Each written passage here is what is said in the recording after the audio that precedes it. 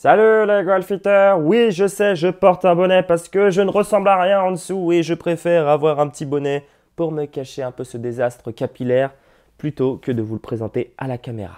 Aujourd'hui, un petit sujet particulier, vous avez été nombreux à me solliciter pour savoir comment on passait son diplôme d'enseignant. Bon du coup, en fait, j'en avais marre de répondre à tous les messages privés au cas par cas, alors je me suis dit qu'une petite vidéo qui récapitulait un peu tous les prérequis et toutes les informations dont tu as besoin pour passer le diplôme d'enseignant, ça pourrait être sympa comme thème quoi. Puis pour ceux qui veulent pas passer enseignant, hein, c'est pas grave, hein, comme ça vous ouvre un peu le chakra quoi. Bon, j'espère que vous êtes prêts, c'est parti.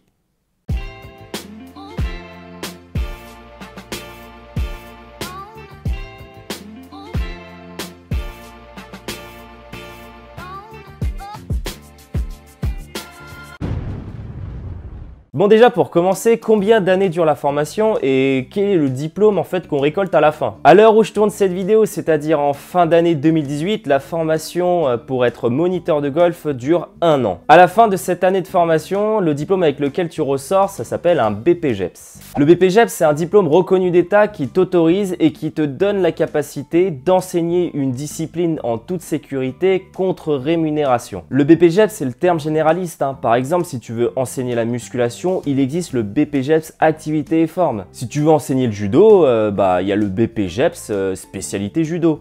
Pour le golf, en fait, c'est pareil. Tu as le BPGEPS spécialité golf. Pour ce qui est des prérequis pour entrer en formation de BPGEPS, tu n'as absolument pas besoin d'un niveau d'études minimum. Il n'y a absolument aucun prérequis scolaire et c'est peut-être pour ça qu'il y a certains pros qui sont teubés.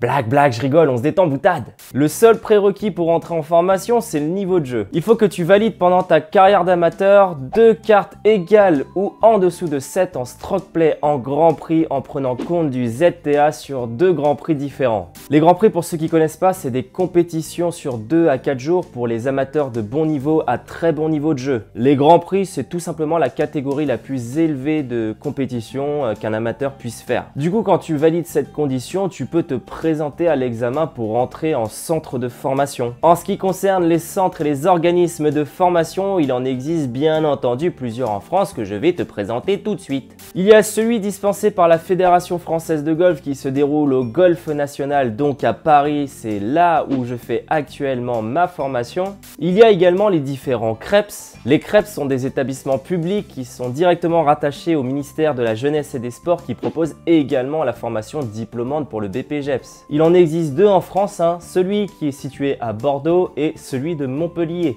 Il y a également le CFEG qui est le centre de formation d'Éric Giraud qui se situe au golfe de Salerne dans le sud près de Nice. L'EGF, l'école de golf français qui se situe au golfe de Dolce Frégate, également dans le sud de la France, près de Toulon cette fois-ci. Et pour finir, il y a GK Formation qui est un organisme de formation en partenariat direct avec la chaîne YouGolf. Toutes ces formations, quoi qu'il arrive, t'amènent au même diplôme. De toute façon, c'est contrôlé par le ministère de la Jeunesse et des Sports, donc il n'y a pas trop de soucis normalement dessus.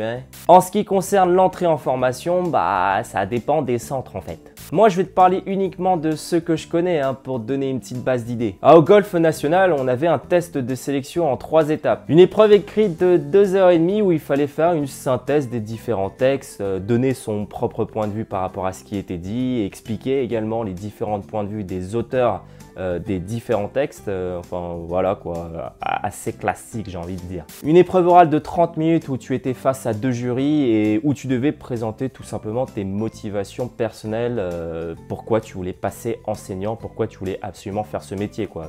En quelque sorte, c'était un entretien d'embauche. Et une épreuve pratique qui varie selon les années, d'après ce que j'ai pu comprendre. Nous, cette année, on devait faire 4 trous sur le parcours de l'Aigle au Golf National. Et on était suivi par l'un des examinateurs. Et à la fin du parcours, on devait expliquer ce qu'on avait bien réalisé, pas bien réalisé, notre ressenti personnel par rapport à ces 4 trous. On était, je crois, pour vous donner un ordre d'idée encore un peu global, 35 ou 40 lors des tests de sélection et on se retrouve maintenant à 15 ou 17 ou 18, je sais plus exactement. J'ai la honte, je sais même pas combien on est exactement dans la promo. Bref. Je sais qu'au Krebs de Montpellier, c'est à peu près les mêmes épreuves, hein. J'ai un pote qui a passé ses tests de sélection là-bas, il m'a dit que c'était à peu près pareil, sauf sur l'épreuve pratique qui était un petit peu différente. Par contre, en ce qui concerne le prérequis, il est le même pour ces différents centres de formation, hein. Il faut que tu arrives, quoi qu'il arrive, avec tes 2 cartes égales ou en dessous de 7 en stroke play sur 2 grands prix différents. Sinon, c'est mort! Après, il faut savoir que quand tu rentres en formation, tu es obligé de trouver un stage, c'est-à-dire un golf qui acceptera de te prendre en alternance en tant qu'élève moniteur durant ton année de formation. C'est obligatoire. Si tu n'as pas de stage mais que tu es accepté en formation, ça marche pas. Pas de bras, pas de chocolat. Bon, la vidéo touche à sa fin. J'espère que ça t'a permis d'avoir une vision un peu plus globale du prémisse de l'enseignement. Vous êtes nombreux à me demander comment j'en suis arrivé là si rapidement. Après, c'est de l'investissement, mais j'ai su saisir les bonnes opportunités au bon moment, je pense. Enfin, je vous en parlerai dans une autre vidéo un peu plus personnelle. En attendant, je vous dis à la prochaine les golfiteurs. Ciao!